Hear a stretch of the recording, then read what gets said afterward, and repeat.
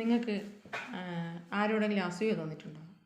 എനിക്ക് സാധാ പെണ്ണുങ്ങളെ പോലെ ഒരാൾ നല്ല ഡ്രസ്സ് ഇട്ടുകൊണ്ട് പോയാൽ നല്ല ഒരുപാട് സ്വർണ്ണം ഇട്ടുകൊണ്ട് പോയാൽ നല്ല രീതിയിൽ ഒരുങ്ങി ചമഞ്ഞ് നടക്കുന്ന കണ്ട അങ്ങനെയൊന്നും എനിക്ക് അസൂയ തോന്നിയിട്ടില്ല. കാരണം ഇത് തള്ളല്ല, സത്യം. കാരണം എനിക്ക് എന്നെ പറ്റി നല്ലൊരു മതിപ്പാണ്.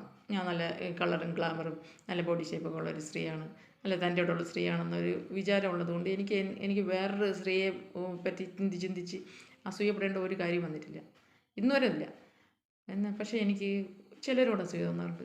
ഈ ഈ അവരെ കണ്ട നാൾ മുതൽ ഇന്ന് വരെയും അവരുടെ ചിരി, മനസ്സ് മറന്ന് ലോകം മറന്ന് അവരുടെ ടെൻഷനും ഒന്നുമില്ല എന്ന് നമ്മൾ വിചാരിക്കും.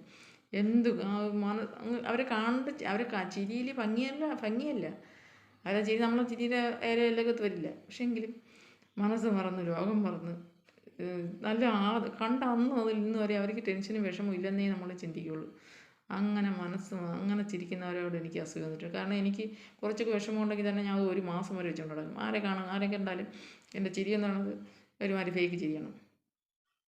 ഇതാണ് എൻ്റെ ചിരി. ആരെ കണ്ടാലും എൻ്റെ ഫ്രണ്ട്സിനല്ലാതെ ആർക്കും എൻ്റെ യഥാർത്ഥ ചിരി അറിയില്ല.